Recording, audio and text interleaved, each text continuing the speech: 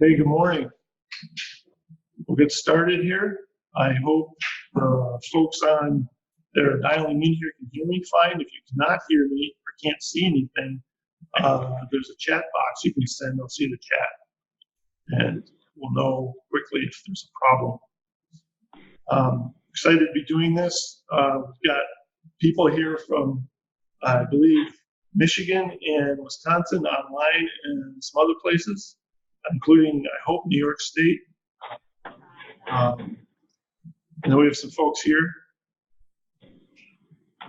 a live audience as well. And then we also have Dr. Bruce Gelman, who's from Finger Lakes Community College here in New York State. And after I describe the project and what we're trying to do with our sampling program and so on, he's going to show you about how to identify Starry Stonewort and comparisons to some other lookalikes and some of his experiences, the rake tosses and so on, about how to get out there in the field and do things. And then if there's time still, I have a couple videos, short videos, one we did in-house about how to do a rake toss.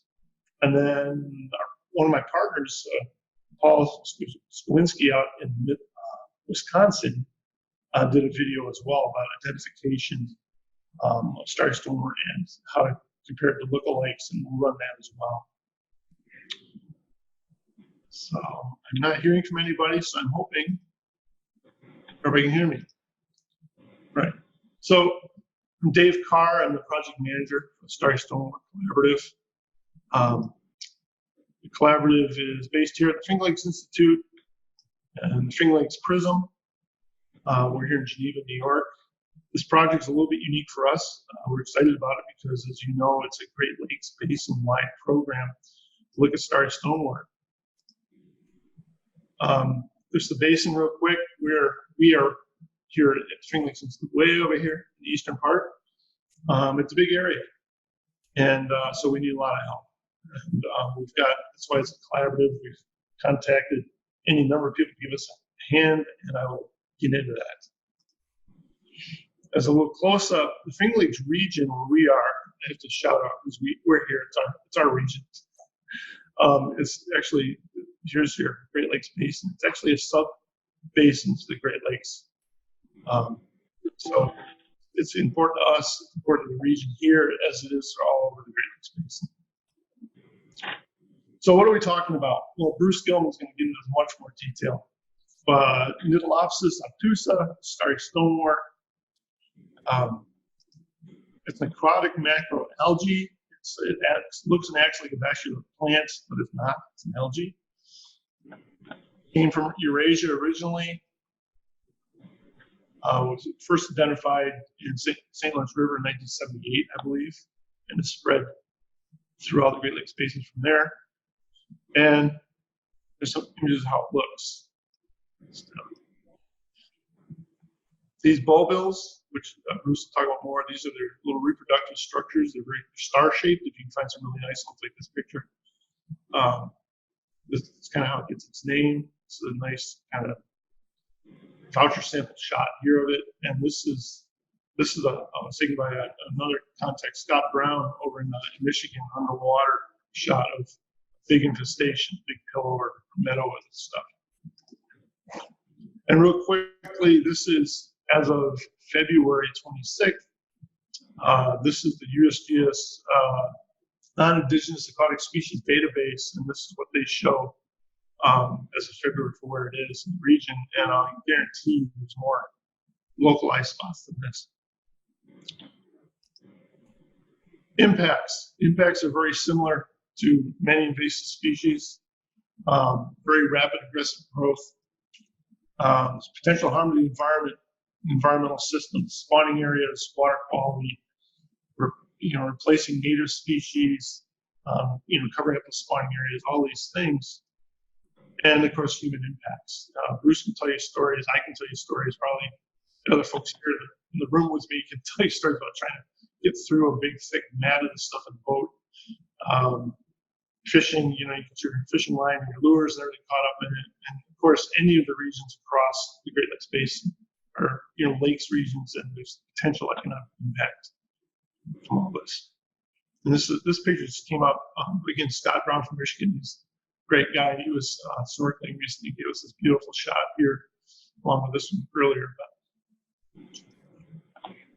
it's surprising, and again, this is Bruce's world, but it's surprising how much we don't know about Starry Stonewort, and that's one of the reasons that we're doing this collaborative, so we can get more idea about where it is, how fast it spreads, and start to get a better handle on it. There's a tremendous amount we do know, and it's that knowledge is growing rapidly, but compared to some other bases, there's just many things you don't know about how to control it, what makes it tick, why is it growing so quickly here, etc.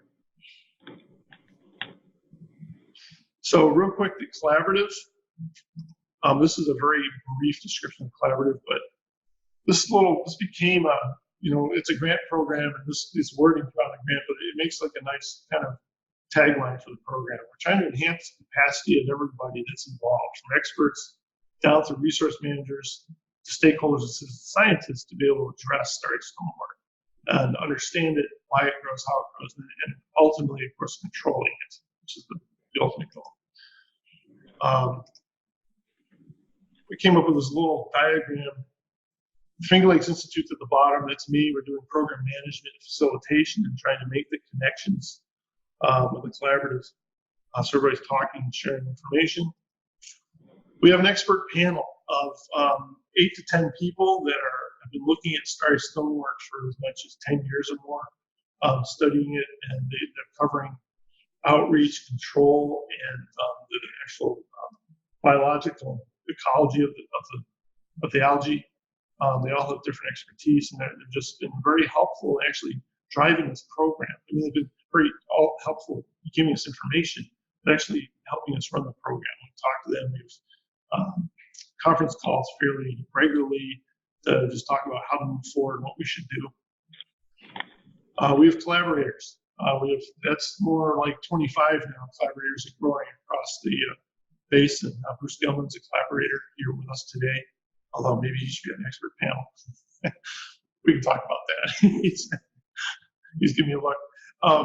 But we have lots of collaborators, and we're going to lean on those more than I have soon. The idea there is they are folks, they're resource managers, they're involved in invasive species control and management, looking at them and help them reach out to the citizen science level, which is the big part and the important part, and that's what we're trying to do here. We want more, as it's often said, boots on the ground. We need more people out there properly trained in identifying Starry Stonewort where it is. This program is not what I call a hard science program. We're just trying to raise awareness and get more people out there identifying it. And things like, if you identify it properly and then go there year after year, we'll start to maybe understand if it's expanding in those areas, how fast it's growing, and things like that. Future programs maybe will get more hard science and do more scientific detailed surveys like Bruce has done. So we also have a website. It's right now, the website is a little more than a landing page with several ways to contact us, but it's there. And we're hoping by the end of the summer it'll be a full-blown website with lots of neat stuff. Website's going to do two things. It's going to be the face of the collaborative. Like any organization, it's going to have what it is and why. Basic information about Starry Stonewort, identification, and so on. We're going to have a map up, and I'll talk about it more in a minute. It's going to be like a live map of where people are identifying Starry Stonewort, we hope. And the thing I'm most excited about is going to be a library. We're going to try and build a library for the region, and we're going to have as many things as we can that's Starry Stonewort related up and available for people to look at, download, etc. Reports, training, best management practices, identification materials. This webinar will be up there. There's other webinars that we've already done will be up there, presentations, instructional videos. We'll either put them up directly or put links to them there. And we want to have, we're going to have users, anybody out in the region, they'll upload what they have if they want, if they've come up with some neat local study about Starry Stonewort, upload it so we can all share it. That being said, we are going to look at this stuff before it goes live. We want to make sure we have consistency across the region and thinking and all that, so we'll look at it. We'll look at the expert panelists if we need more information about if this is viable information, it's consistent, and so on. But still, we're excited because it'll be a two-way door, if you will. Be able to upload things to the library and take things out. And then, of course, social media. We do have a brand new Facebook page up as well. We're lucky that the Starry Stonewort name wasn't taken. So it's a fairly straightforward address to get to Facebook. And we're hoping this will grow into something that be really communicative tool where people can share ideas, thoughts, aside from posting events and things like that. We may, I don't have it here, we may even have a forum. Maybe as things grow, we may put a forum up. If you've ever been to a forum online for whatever it might be, car repair or hobbies or whatever, you can just talk and exchange information and thoughts. So we're hoping that may happen. So all that being said, what are we trying to do here? And why are we having this training today as part of Invasive Species Awareness Week? Well, we want to start having a survey, and we want to start small but think big. And I did a webinar a month ago, or actually our partners did 90% of the webinars from Wisconsin and Minnesota. And they have, aside from one of the best names ever for a program, Starry Trek, in Minnesota. I mean, yes, in Minnesota, Wisconsin's the AIS snapshot day for invasive species. But I think this year's their fourth year or fifth year, and people come together all across the states. They have multiple locations across the state. It's all synchronized, organized, and they have people training citizen scientists. Citizen scientists go out and they do some sampling, do the best to identify it, come back, and they discuss how they did as far as identification. And it's just amazing what they've done. It's an amazing program. They get 150, 200 people, a year at this. And like the target and goal for us, when I talked with Paul in Wisconsin, we would like to have this expanded through more of the Great Lakes region, and then have that one day in August or whatever it is, have even more people in all the states that are touch the Great Lakes Basin doing this. So that's our target. When we get that done, we're in New York State.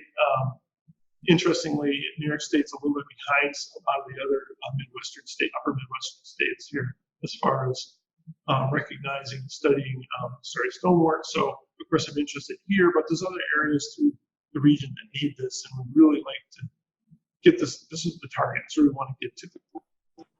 So we're trying to adopt it and expand the program to the regions instead. We've got a couple changes we want to try and do with the program, which I'll get to, but for the most part, this is where we want to be. So that's the think big part. But to get started, we're going to think it small. And we're looking for, as my coworker says, small but mighty groups. I love that expression. I work with local lake association.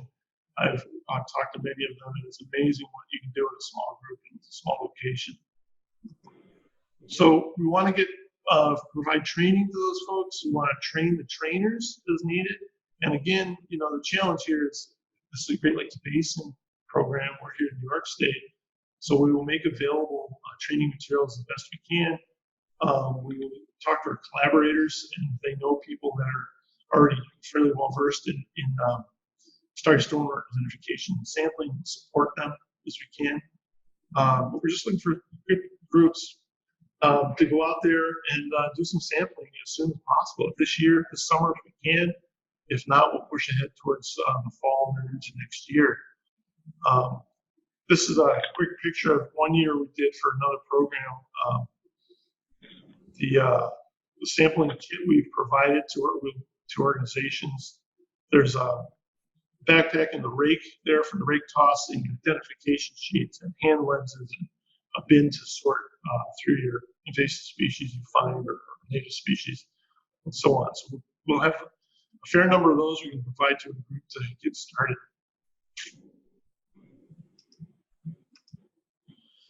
So that all being said, here's what we're suggesting starting small this summer.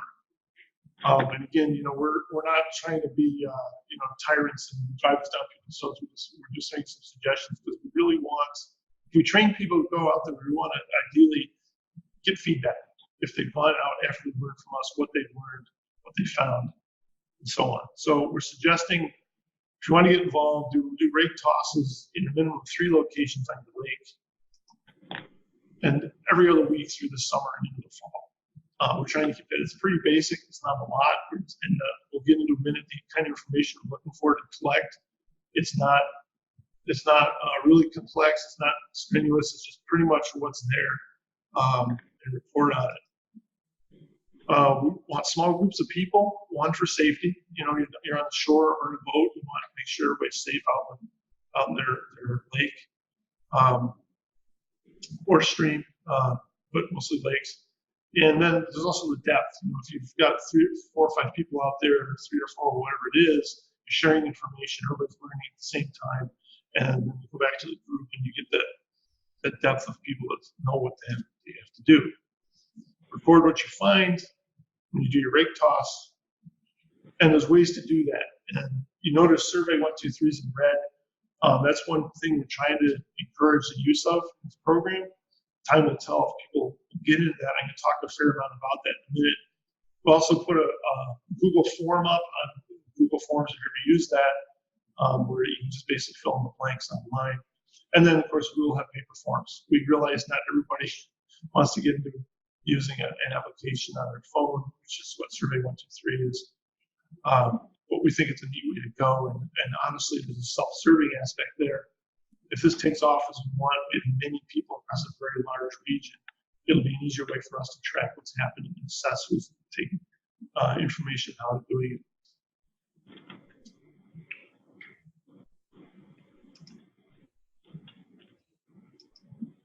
So quickly, Survey 1, 2, 3. If you've never seen it, it's a free application for smartphones and tablets. And we have developed a form, a survey form, developed specifically for this project. We have complete control on tweaking that if we need it as we go forward. We're currently getting some feedback from some folks. We're testing it a little bit, doing some pilot testing just to make sure it works. And so far, we're getting pretty positive feedback, and it does seem to work pretty well. Again, why are we using it? To us, it's an easy, efficient way to record what you're doing out in the field. It's basically just filling the blanks on your phone. It automatically, or not, I shouldn't say automatically, very easily when you have a Wi-Fi signal, or if you don't mind using your cell minutes or whatever it's called, you can upload the data, goes to the cloud where we can find it, we can review it, we can download and export it to a spreadsheet if we need. Maybe if there's something really odd there, we contact the group that sampled and say, what's going on here? Do you get something really unusual? And we're also, you can set up a live map of locations, like live as in rotation marks there. We'll put it up hopefully on the website. And so when you come in from your survey and you upload the stuff very quickly, in minutes, hours at the worst, but minutes, you'll see the points you surveyed on the map. I'm really hoping we can do that. It's kind of a fun way to people see where they've surveyed, what they've done, and then it's an initial way for us to start realizing where the Starry Stonewort on the map. We start at the very beginning of mapping out where we're finding the beds, and then we will, once it's there, we will upload it to IMAP Invasives in New York State and Pennsylvania, and then probably USGS NAS, and that way it's cataloged up on these are well-run databases that are publicly accessible, run by professionals who maintain this information. I just emailed with IMAP Invasives people here in New York State about how to do this. They may have some ideas to streamline it. They have a wonderful handheld app that can be used as well. But the reason we're doing it this way is, again, we have a very large region and potentially a lot of people. It's a way for us to keep monitoring what's going on. So we'll receive the information, then we'll do the uploads. Again, looking for consistency, just outliers if there's something weird out there, or find something unusual we want to know about. So I just want to walk through, just as an example of this kind of finding out after the training part. I'm going to use Survey 1, 2, 3 as an example, but this is all we're asking for the kind of data collection you would do out in the field. I've got, this is a screen capture from my phone. Survey 1, 2, 3, and the paper forms we have, again, if you're not comfortable, look almost exactly like this, all the same information. You fill out your sampler initials, who you are, your organization name, the date and time generally just fills in automatically.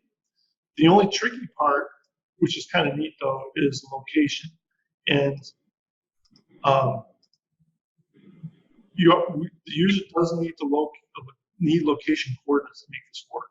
And what we've done in past surveys for other aquatic species is people have another application, free app on their phone, or use Google Maps or something, and it'll show you the latitude longitude. You can just type it in here.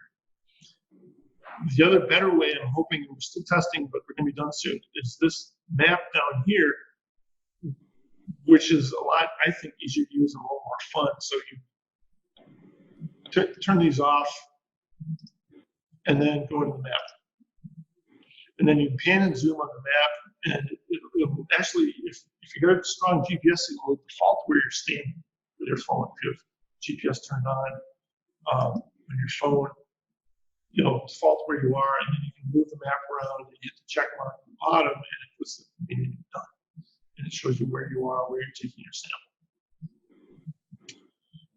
This is a pretty neat option. We are testing it. So far, it's worked fine everywhere we've been. So we're pretty excited about that. You scroll down through it further, and now you just get enter the name of water body, estimate the depth.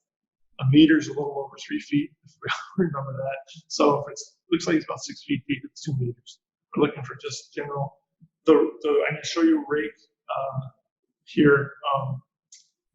The best way to set up a rake, to do a rake toss in a minute, is to put little segments of either using electrical ties or Sharpie or something. So the rope on your rake is measured out by foot or something. So you can actually lower the water if you want to be really accurate. So water depth, are you standing on the shoreline or your boat? Can you see the pillows? This is a shot I took last fall from a kayak. So this is solid Starry Stonewort through here. Can you see that or not? And then down here is the most scientific as we're getting for this project. I apologize locally why we're seeing this. Anyway,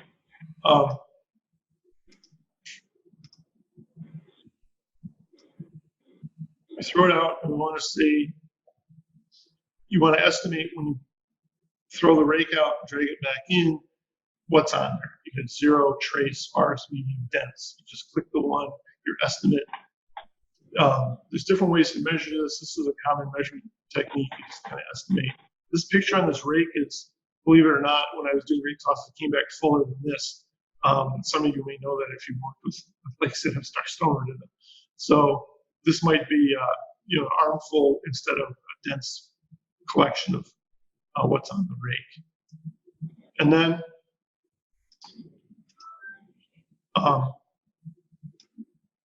the trick is, and this is where you learn how to identify Starry Stonewort, of what you've pulled in, how much is actually Starry Stonewort. And you just estimate the percentage. And that's where Bruce is going to explain in a few minutes how you start identifying Starry Stonewort. So that's as complex as it gets. You throw the rake out, you bring it in, how much is on it, and you estimate how much of it is Starry Stonewort.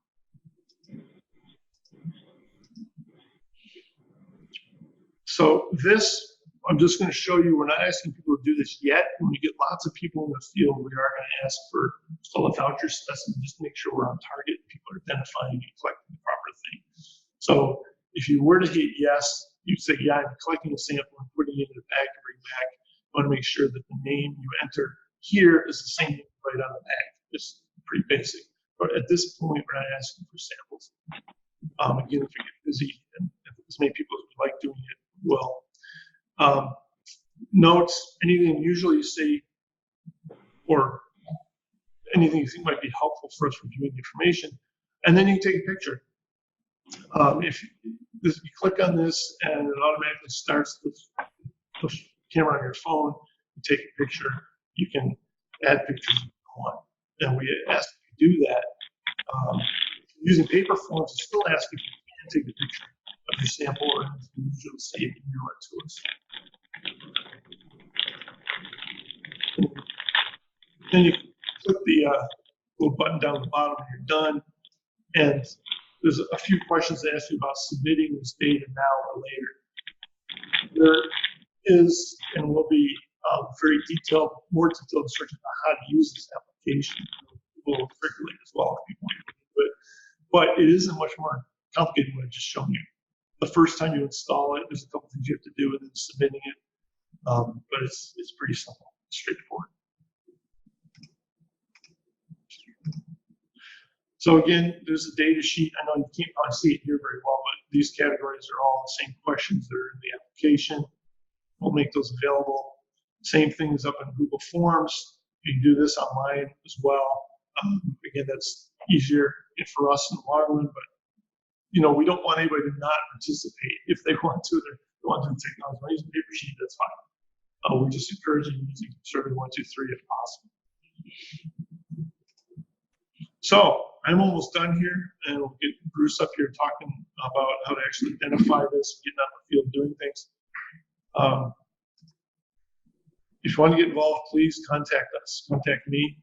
My email is addressed at the bottom. Again, the website, which is right now, there's 4 different ways to contact me. There's a page to fill out if you want to go talk to your group and come back and say, yeah, we're interested in maybe getting involved, and it's just a little bit of information who your group is and so on. The Facebook link is there. If you go to Facebook, there's a mailing list link if you just want to be on the mailing list for our relatively regular e-flyers and newsletters, and then just a contact us, which is really just my email again. So that's it for my part. Ask Bruce Gelman to come up. Do PowerPoint first. Sure. Was it work for you? Yeah, well, we can put it up and then talk over it first. Okay, that's fine. Okay.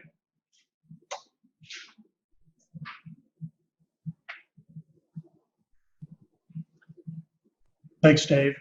Good morning, everyone. A little bit of background about myself. I actually predate Starry Stonewort in New York State, but only by a couple of years. I was fortunate enough to work along the eastern shore of Lake Ontario and in the New York side of the St. Lawrence River for my master's program. And it was a program designed to examine the recovery of wetland and shoreline macrophyte communities following the significant flooding of Hurricane Agnes. So I worked along the lakeshore from 1973 right through 1976 as part of a New York State Sea Grant funded research activity. So I became quickly familiar with most of the aquatic plants that grow along Lake Ontario and up in the embayments along the St. Lawrence River. I was then hired to work at Finger Lakes Community College and continued my study of aquatic plant communities through a variety of research programs during the summer season. So I've also been involved in working with the macrophyte communities in Seneca Lake and Alaska Lake, Canandaigua Lake, Honeyway Lake, some of the major embayments along Lake Ontario. And as aquatic invasive plants became more of an interest, I tried to insert myself into quite a few training programs, working with citizen scientists and other volunteers to get an idea of the location of many of these.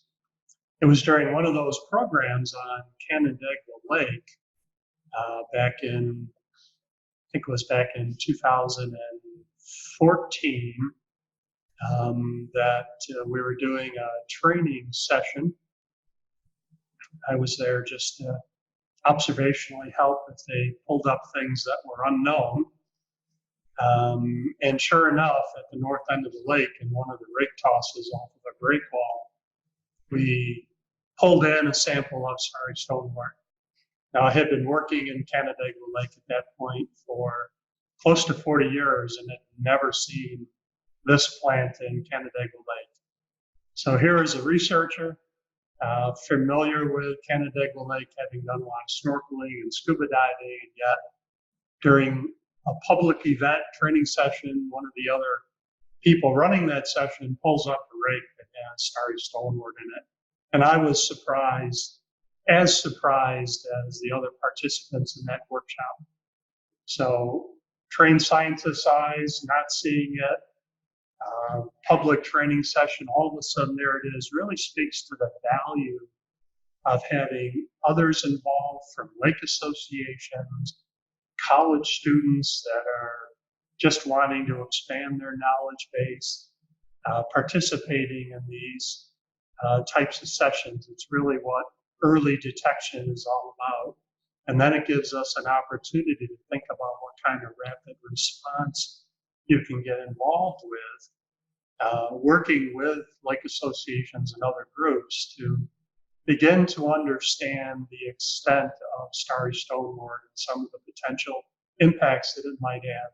And like David said in his introduction, we don't know a lot yet about Starry Stonewort. We have observational data on how it appears to suppress other aquatic plants, including other invasive plants that, we've been much more concerned about in the past. And Starry Stonewort's kind of the new player on the scene. And what's it going to do? What's its impact going to be? This was a poster that we put together for presentation at a Rochester Academy of Science fall paper session that really is designed for students in the local region that are conducting different types of biological research. My co-author on this poster is Emily Stachok, who at that time worked as a watershed educator in Yates County, and the south end of Canandaigua Lake extends into Yates County. So many of our Finger Lakes involve multi-county jurisdictions, jurisdictional responsibilities, and Canandaigua Lake, in fact, is one of those where the north end of the lake, and maybe 3/4 of the lake falls into one county, but the south end, where we found the largest infestation of Starry Stonewort, is in the southern end of the county. We borrowed some imagery off of the internet for this particular poster, and then included some information that we had found out about Starry Stonewort. It's quite ironic as I look back on it. My major professor, when I was doing my master's work along the eastern shore of Lake Ontario in the St. Lawrence Seaway, was actually the first person in New York State to identify the Starry Stonewort in the St. Lawrence Seaway back in 1978, as David had said. And that was Dr. James Geis, who was a professor at that time at the College of Environmental Science and Forestry. Well, I finished my master's work in '76.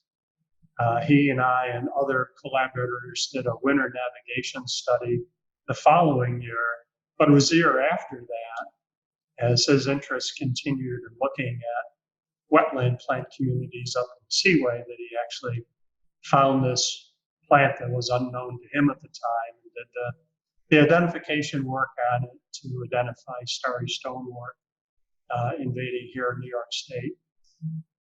There was a second opportunity where I was introduced to Starry Stonewort kind of after the fact. I had studied the Lake Ontario bays in Wayne County, Sodus Bay, Port Bay, and East Bay in the early 1990s. No Starry Stonewort in the bays at that time. We did a series of submerged quadrant tosses in those bays, did biomass studies in the fall, standing crop biomass studies. And yet by the late 1990s, there were other researchers that were working in the bay doing just snorkel surveys and writing down kind of the semi-qualitative technique that David talked about, but they were floating over the macrophyte beds and just visually estimating how abundant things were. And they had an unknown plant in the late 1990s. I spoke to a Lake Association group up there in the early 2000s. And I said, I've read through the follow-up research on the bays after my biomass surveys in the bay. And I suspect your unknown plant that they found in their visual assessment was Starry Stonewort. And they said, well, funny you should suggest that, because we sent samples out a few years after they were detected, and indeed it was Starry Stonewort. So we can almost document a historic spread from its discovery in the seaway. I'll call that a founder population, and then how it's able to vegetatively spread through fragments that might be transported by boats and trailers, and how those founder populations can populate adjacent areas with the bulbils from that. So you can see the taxonomic classification here on the poster. So it is in the green algae group. It's a macroalgae. There are some related native species that fall into the same family, the Cariaceae. So you may find some of the common stoneworts or musk grasses that are in the genus Cara associated in these hard water lakes like we have here in the Finger Lakes region that are related to the Starry Stonewort, the Nitolopsis. So let me go into this PowerPoint program. It talks about our subsequent work in Canandaigua Lake after that initial discovery in a training session. And that was in 2016. I think I may have said 2014 earlier, but 2016.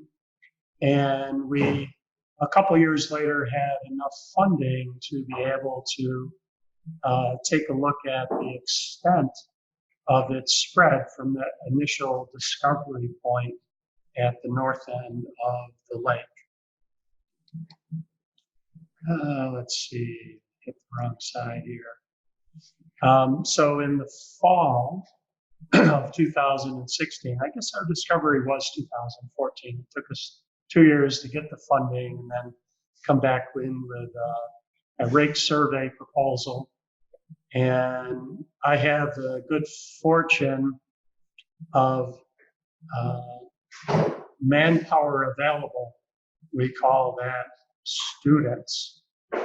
So you can always corral a few students that need to gain some field experience hours as part of a program requirement. And indeed, that's what we're able to do. And Starry Stonewort, we knew, became visually very prevalent in midsummer and persisted into the late summer. So the fall semester was a great opportunity to go out and survey the extent of it.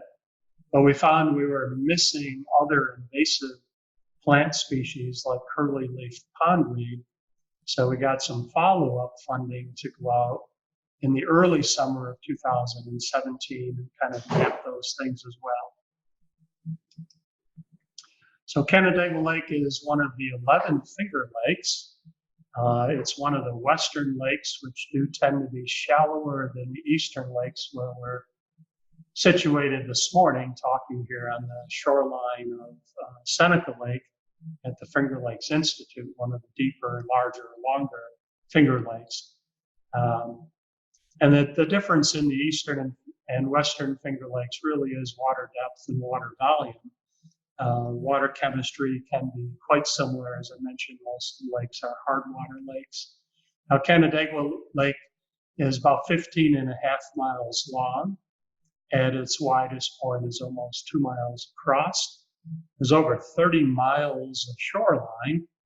There are 2 public launches, which could be introduction points for invasive species. One of the busiest boat launch ramps is at the north end of Canandaigua Lake. So there's ample opportunity to be concerned about spread of invasive species, things being brought into the lake or things existing in the lake being sent out to other lakes nearby.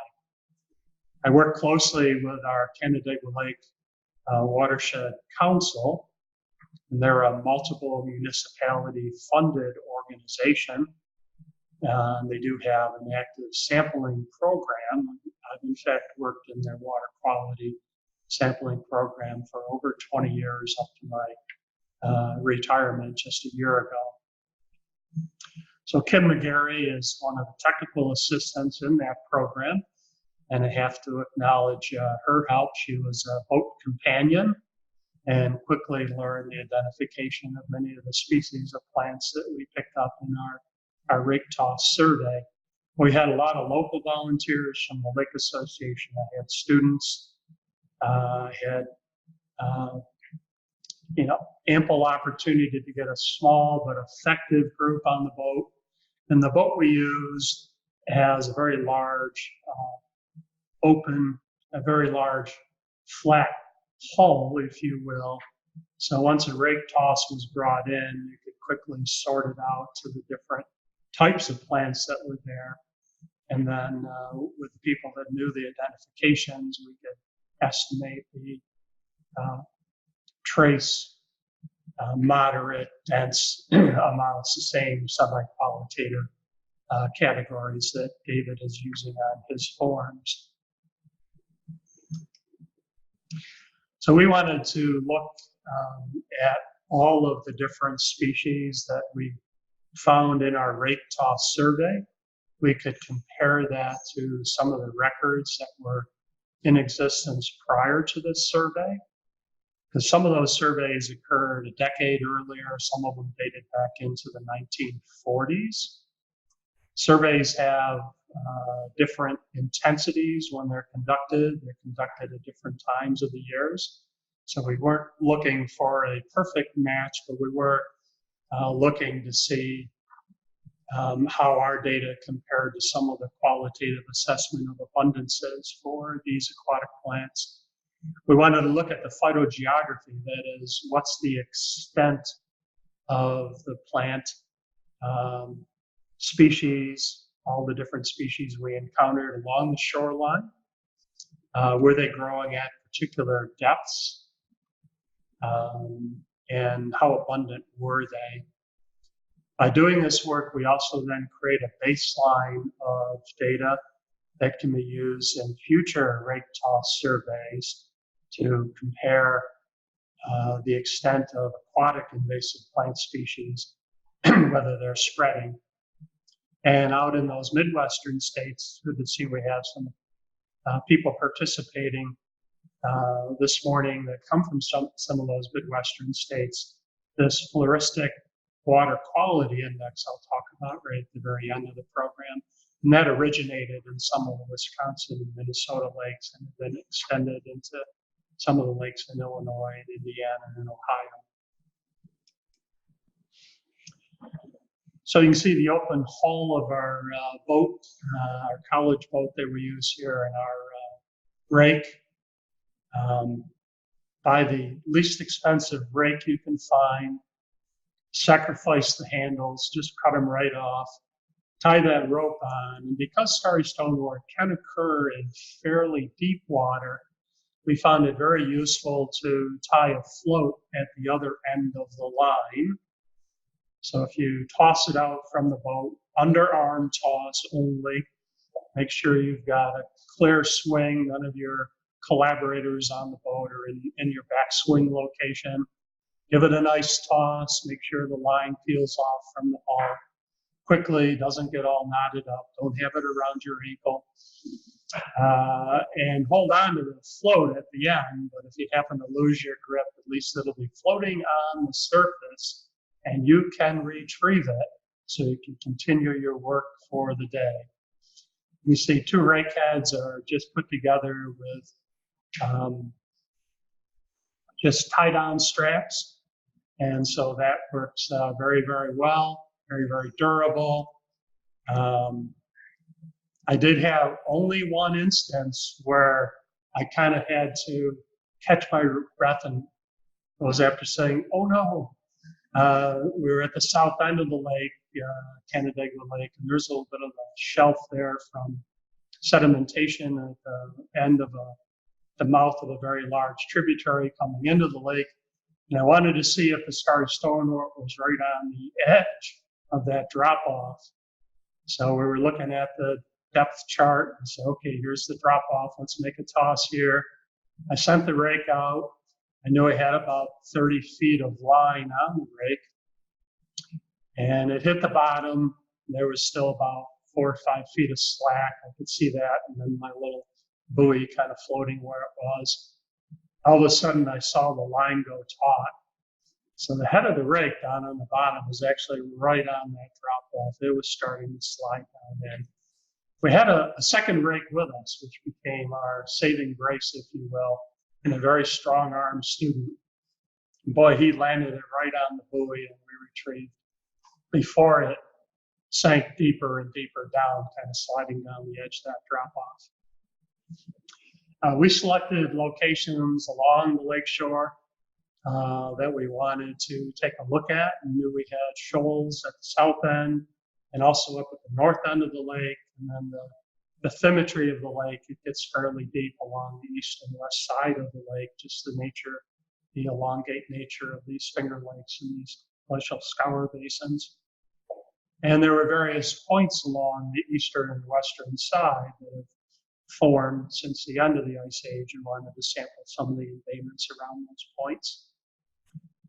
So we had about 30 miles of shoreline. We did multiple samples. I'll show you some of the sampling location in just a moment.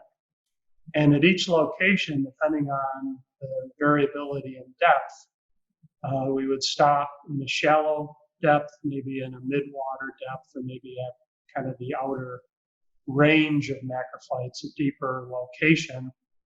We'd anchor the boat and we would do 3 tosses off the bow, 1 off the port side, 1 off the center of the bow, 1 off the starboard side of the bow. If we were in an area of very uniform depth, in one of those shoals areas, we might only stop at 1 depth location, with the depths all being very uniform, and do our 3 tosses. If we're in an area where there's a lot of gradient to the depth, they change quickly from the shoreline out in towards the center of the lake. You might stop at 3 locations, 3 spots, 3 depths at that one location, so it may have as many as 9 rake tosses.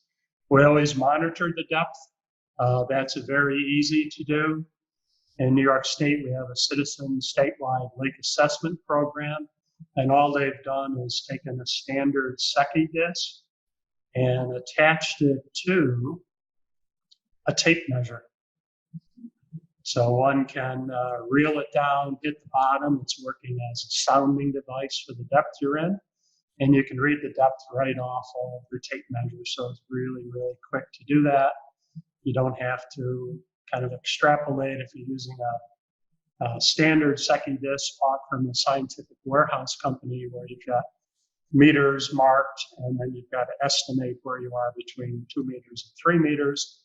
With one of these that are set right up to crank up tape measure, it works very easy to get that depth very, very quickly. One could also take the cheaper route out and just make your own staff gauge. So you can go to a hardware store and buy a foot clamp, I think they're referred to as, or fitting that just flares out. You could screw that down to just a wooden disc. I call those wooden cookies. So when you hit the bottom, there's some surface area. It doesn't sink into the bottom. You can feel the bottom. And you can thread on just a standard PVC conduit to those flanges that you screwed on your foot valve. You just run some marks on that conduit that tells you the depth that you're in. We set ours up so every 10 centimeters, we're able to read with our staff gauge. If you're in deeper water, you can put 2 sections together just with a coupler that you can just glue on with PVC cement, and that can get you right up onto easily more than 4 or 5 meters of water depth, which might be the extent of clarity in your lake where your macrophyte zone kind of ends. So there are different ways to get that water depth information. So there's our replicate tosses. There's me ready to get sloppy as I bring in a rake toss. So, you know, having waders or old clothes or rain pants on is always a good idea. That's a fairly heavy rake toss there. That is not Starry Stonewort. That is coontail, which is a pretty common plant in most of the Finger Lakes. And that would be a pretty dense amount of coontail. So that would be the qualitative box we would have checked off in the notation we made on our survey sheets. So again, we used the same type of qualitative or semi-qualitative assessment for biomass in each of our tosses. Trace, sparse, moderate, dense. And kind of put in here parenthetically, trace means it's just a fingerful. Sparse, there's a little handful once you've sorted out your pile of multiple species into the component species that were there. Rakeful and dense so much that it's actually difficult to bring it up into the boat, and you're losing portions of it as you try to retrieve it. So we bring that up and we would sort it by all the species, and then also make individual species abundances that corresponded to the overall rake toss abundance. Our water depth measurements, and then smartphone GPS coordinates. A lot of your boats also on your depth finders will have GPS coordinates, so it's kind of a waypoint that you can return to, so you're able to get latitude and longitude that way if you happen to work from a boat that has that type of a setup.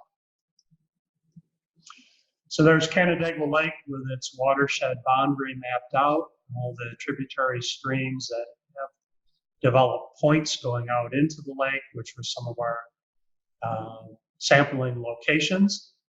The purple marks represent the spots we visited in the fall of 2016 when the water temperatures were warmer. Typically, we see 23 to 25 degrees centigrade in the fall of the year. And then the early summer 2017, cooler waters, maybe we're approaching 19 to 20 degrees centigrade for those temperatures. And that's very conducive for the early season growth of curly-leaf pondweed. So in total, we visited 55 sites along the shoreline. All of our work was, most of our work was done by boat, rake tosses, but there are some public parks and public launches where we could do our tosses off of those docks at those public sites. So we had different depth positions, 123 different depth positions at those 55 sites. We sampled water that was very shallow, just a half a meter, to water that was well over 30 feet in depth. 6.8 meters was our deepest location. Overall, we did 369 rake tosses.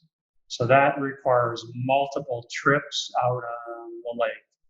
And with the collaborative you're learning about this morning, we're also talking about multiple trips and doing it multiple times, twice a month, to get an idea of how species abundances are changing.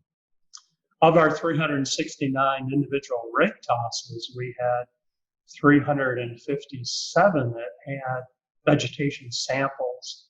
So there were only 12 that didn't have any vegetation. They tended to be some of the near shore areas that had very gravelly or rocky substrates. They're exposed to a lot of wave energy, which makes it difficult for plants to grow. And there were a few of the deepest sites that also did not have any vegetation. But for the most part, we kept ourselves right in that littoral zone where you would typically find these macrophytes. and macroalgae like Starry Stonewort. So we found 21 different submersed aquatic plants. Most of those were vascular plants, but we did have 2 macroalgae that we noted, the Starry Stonewort and the common stonewort or muskgrass, Cara vulgaris for us in Canandaigua Lake. There were 5 floating plants. These could be free-floating plants that were captured on the rake toss, kind of sticking to the submerged aquatic plants. So we had various types of duckweeds and watermeals. We had some pondweeds that produce floating leaves, as well as underwater leaves. And we had 1 emergent species that we detected along the shoreline. I think that was a common burr reed. Historically, the lakes were surveyed back in the early 70s by the New York State Department of Environmental Conservation in their lake assessment section under the leadership of Jay Bloomfield. And he put out a 3-volume book, The Lakes of New York State. And one of those volumes has a complete chapter on Canandaigua Lake. And it looks at the information that he obtained in the late 60s and early 70s when there was a lot of concern about Eurasian water milfoil coming into the lakes. But it also documents some of the historic work that was done dating back into the 1940s by his agency, the New York State DEC. And they list 22 submersed aquatic species in that book that covers a range of about 30 years of different surveys. We found 21. So rake toss surveys, if done at different times of the year and done in different locations along the shoreline, give you a pretty complete record of the common as well as the not so common species that are found. In 1992, I did a survey supported by the Environmental Protection Agency with some grant funding they gave to the New York State Federation of Lake Associations. And this was an herbarium survey.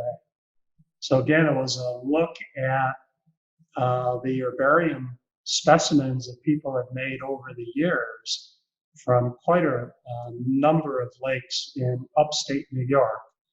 We actually looked at about 70 lakes. I think DeRuyter Lake was one of those lakes that we made note of what plants had been collected from it over the years. That's for our audience here this morning. But Canandaigua Lake was included in that. And we had a target list of about 75 different aquatic macrophytes that we were interested in seeing if there was historical records.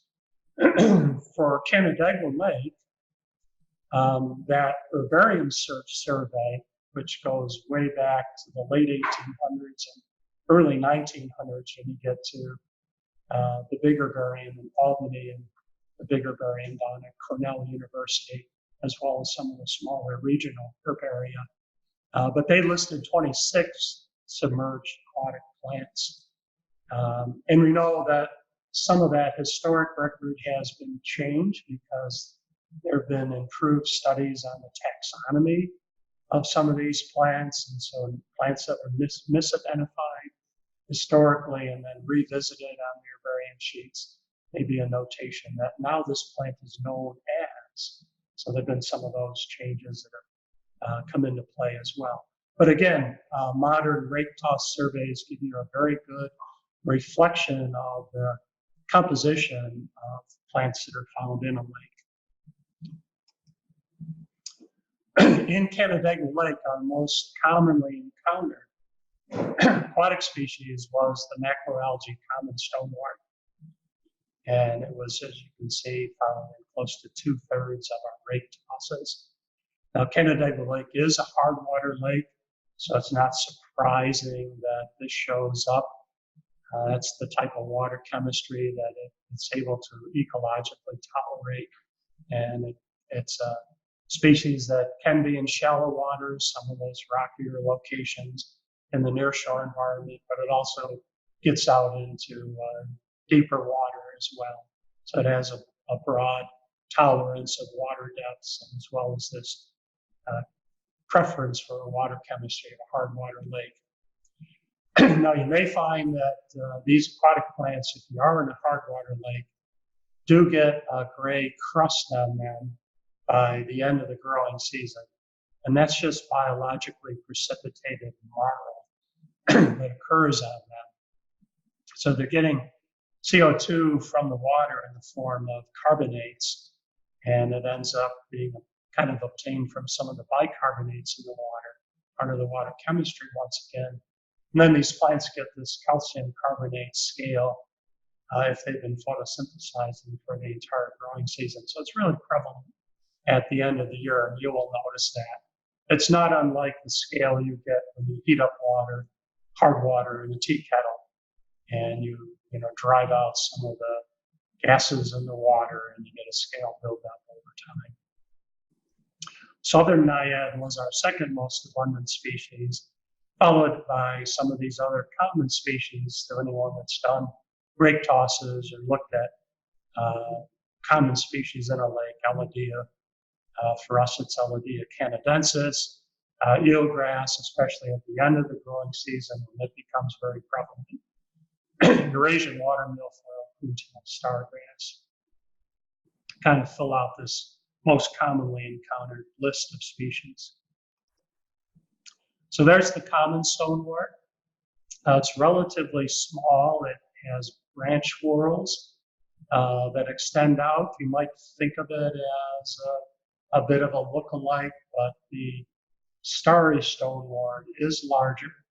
The branch whorls are more extensive and not as uniform in their length on the starry stonewort as they are on our common stonewort or muskgrass. This does have a distinctive skunk-like odor to it. So that's that muskgrass common name that's associated with it.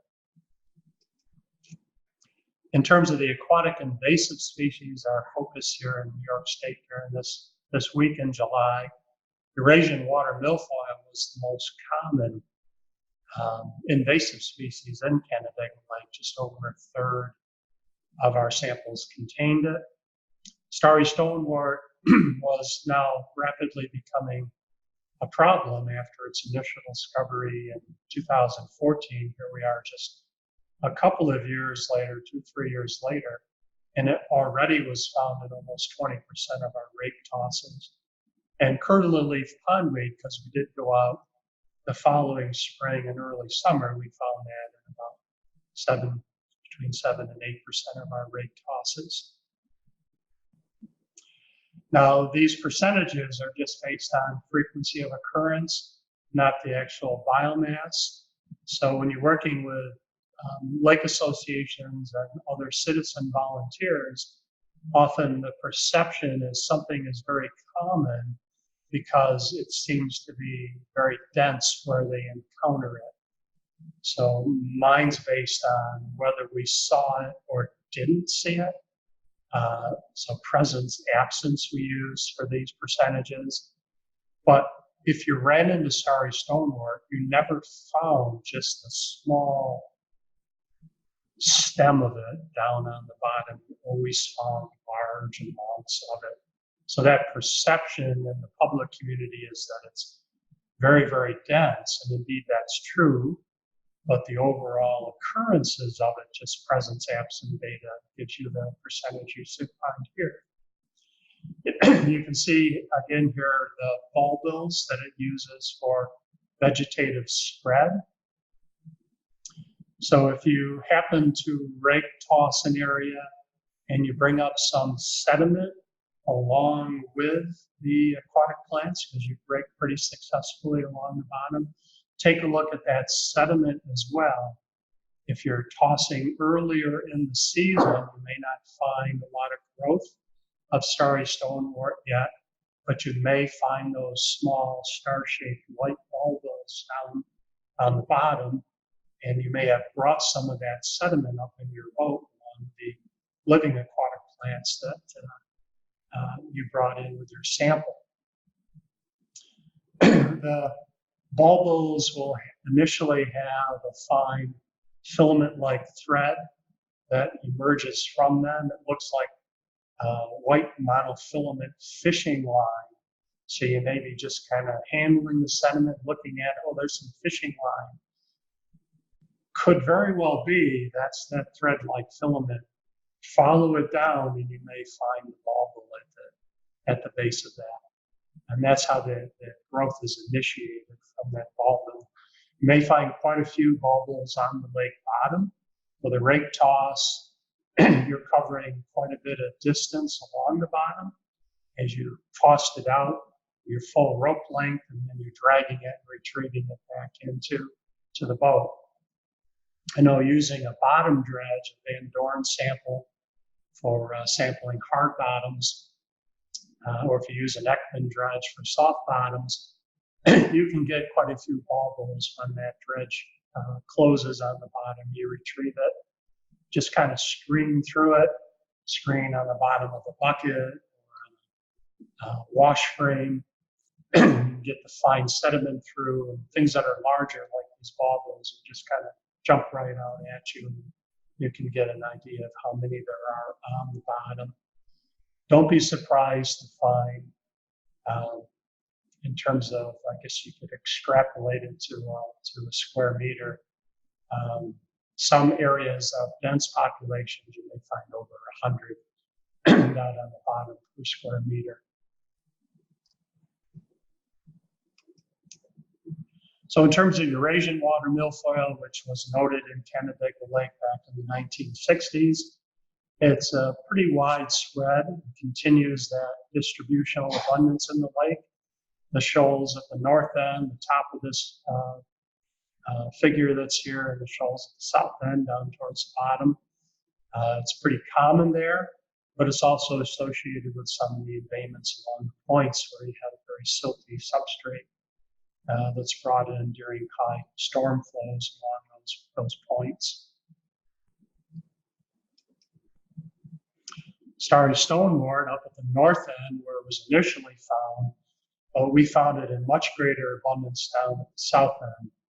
This might suggest that the south end was its entry point into Canandaigua Lake, but we don't have any data to support that other than this observational data after the fact.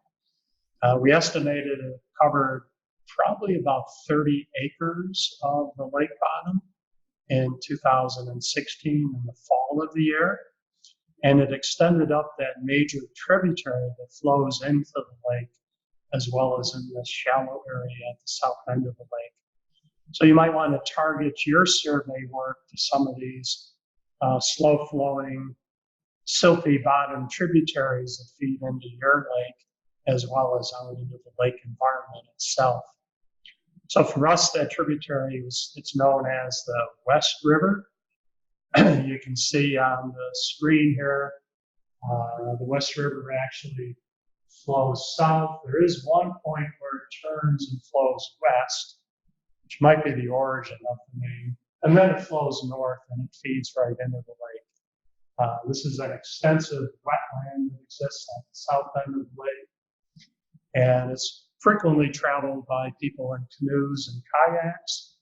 We have another reason to be in that channel and in that wetland. It does support an invasive population of water chestnut. We've had an active eradication program for water chestnut. We found in 2016, 2017, it was very difficult to paddle up into the West River. It was being overwhelmed by Starry Stonewort.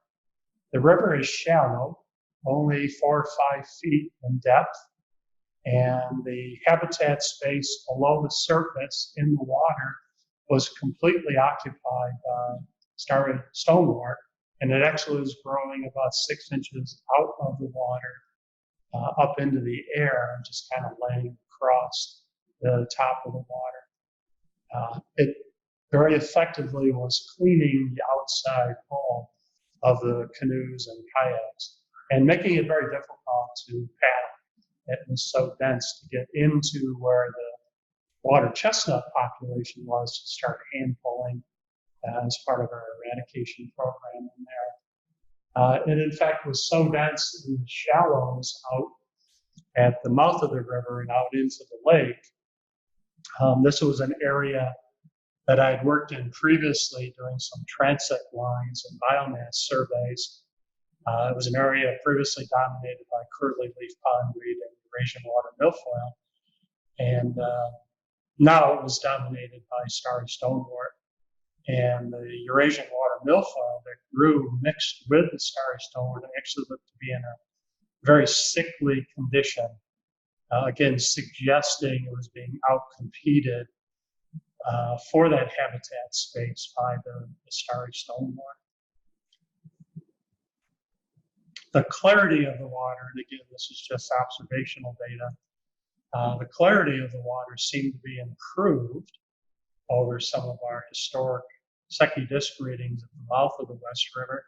And perhaps that's due to Starry Stoneworts effectively competing for dissolved nutrients in the water column with some of the algae that might otherwise have reduced clarity at the mouth of the river.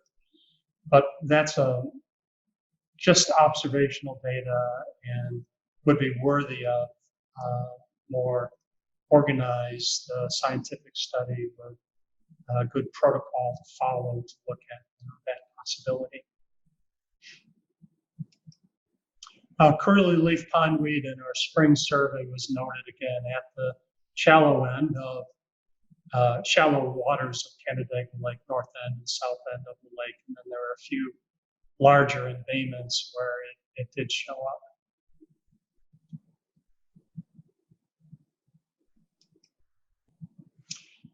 This slide program concludes with looking at this Floristic quality index that was developed in some of the Midwestern lakes.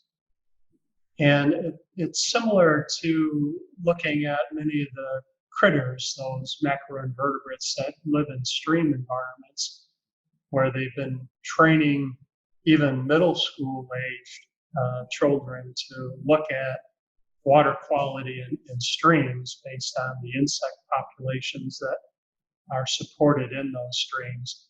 So the idea in lakes is to look at the macrophytes in the lakes. Some macrophytes are very weed-like. They have a broad tolerance of conditions under which they can grow and thrive. And other macrophytes have fidelity to much cleaner water, end up being much more isolated or less common in their occurrences. So you can rank these aquatic plant species on a scale from 0 to 10 to create an overall floristic quality index. Now, the idea of doing this, I think, started with some master's and PhD programs out of Madison, Wisconsin, and some of the other big Midwestern universities. I read through a lot of these and some of the scientific reports, compared how the species were rated in Wisconsin, in Indiana, in Michigan, Minnesota, and fortunately in New York State, we have a New York Flora Atlas project. So you can go to their website and do a species search in the search box. You could type in Eurasian water milfoil, common name or scientific name, Myriophyllum spicatum, and it'll take you right to the species page. It'll give you a county distribution map of where that's found. It's all based on herbarium voucher specimens, not based on observational data. So it's good data, but it's not necessarily all inclusive, because sometimes people just don't bother to collect Eurasian water milfoil anymore. It's so widespread. They're looking for those more unusual things to document in herbariums. But that being said, usually you have a pretty good historic database as a starting point for going to the Flora Atlas.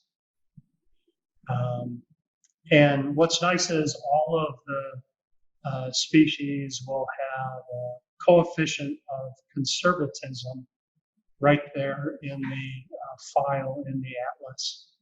So on that first species page that you see, they'll give you that C of C, just the code for that coefficient of conservatism. And that will, again, will run from 0 to 10. So if a species is more unusual and found only in the clearest, cleanest water, it may have a C of C that's an 8 or a 9 or a 10. And if another species is very widespread, seems to, based on their record in the database, occur under a range of conditions, more weed-like in its distribution, it may have a C of C of 1 or 2 or 3. And our aquatic invasive species, we give them a 0. Okay? So you do your lake survey, you find during your survey work that you have picked up 15 or 20 different species over the course of the summer and fall, and doing your rake tosses. Just develop a checklist. And then go to the Flora Atlas site, and you can use this formula that's here. Let's see, I can pull that down. Yeah. So the Floristic Quality Index, take the average C of C from all of the species that you detected. So you found 15 species in your lake, and they had C of Cs that range between 3 and 8. Just take an average of all of them. Don't worry about which ones were the most abundant species, which ones were the least abundant, but just take an average of all of them based on presence, absence, and multiply it by the square root of your species richness. So for Canandaigua Lake, we had 27 total aquatic species, so that was submersed species, floating leaf species, and 1 emergent species, and their mean value was 4.22. So that was the average of all 27, whatever their C of C was. So you can say 4.22 multiplied by the square root of 27. I tried to do this in stepwise fashion here. So 4.22 multiplied by 5.20, and it gave us a FQI for Canandaigua Lake of 21.94. The most lakes surveyed that I could find in the literature were state of Wisconsin lakes, and their median FQI was 22.20. So it's very similar to the Midwestern lakes, what we found in this one-time survey summary for Canandaigua Lake.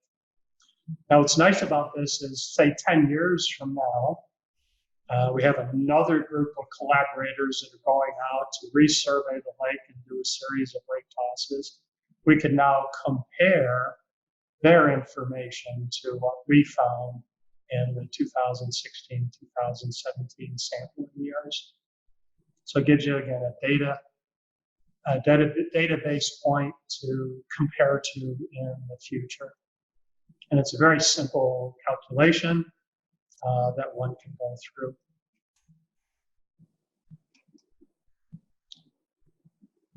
Let's see what else I have in here. Yeah, so again, the value of doing this Floristic Quality Index. You could compare recent surveys. Actually, you could compare to historic records. If you have a scientist that lives near your lake that has had a habit of sampling your lake over the years, you could get a look back in time based on his or her samples. Or if there's a future survey that occurs and maybe there's a new invasive species that has moved into the area and now is dominating. We're very concerned about several new things moving into the Finger Lakes. In fact, things that are already established in one Finger Lake, like hydrilla. And we're kind of have an active watch for it in the other Finger Lakes. So you can recalculate FQIs in the future.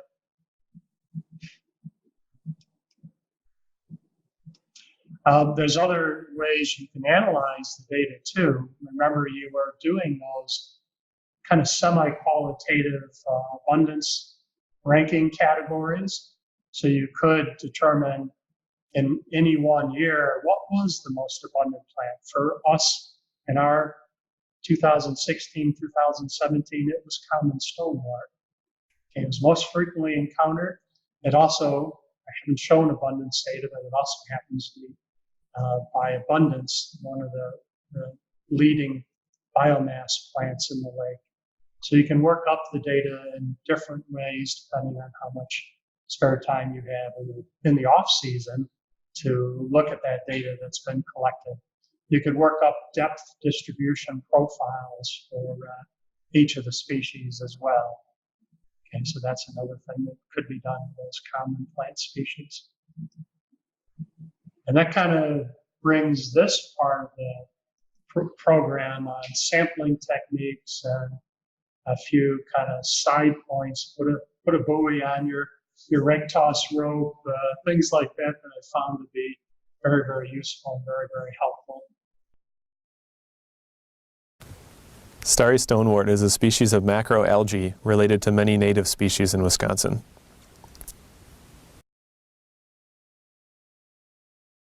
This species can be challenging to identify, but learning a few important features will help you distinguish Starry Stonewort from its relatives.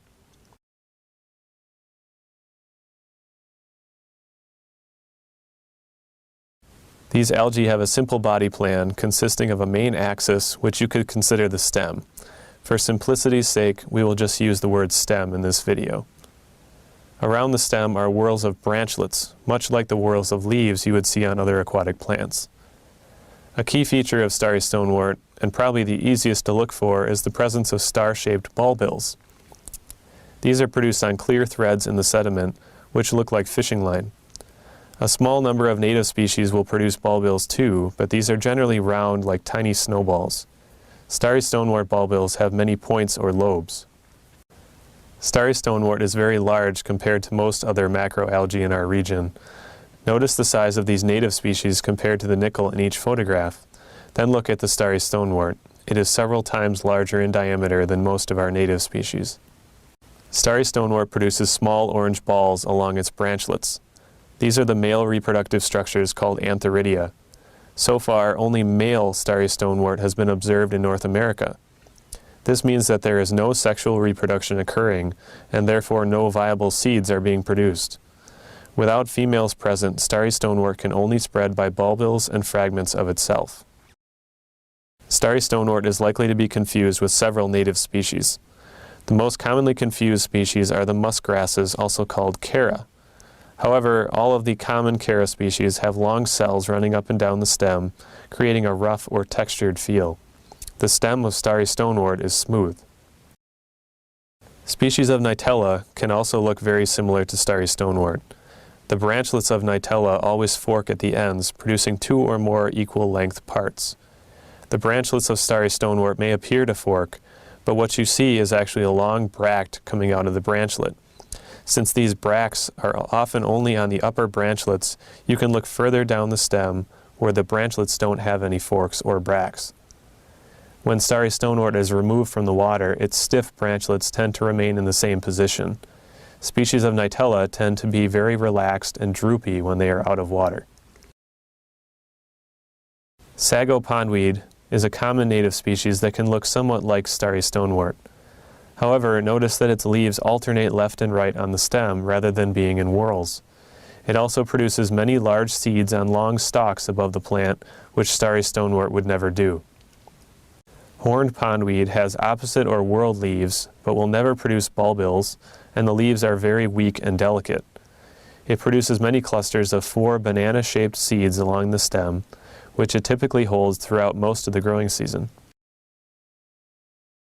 Remember, without females present, Starry Stonewort can only spread by bulbils and fragments of itself. Boat trailers, anchors, and other recreational equipment are the most likely vectors for spreading Starry Stonewort. Monitoring boat landings is a smart strategy for detecting an introduction of Starry Stonewort and slowing its spread. For help identifying Starry Stonewort and other aquatic plants of your lake, check out the field guides and other helpful resources at the UW Extension Lakes online bookstore.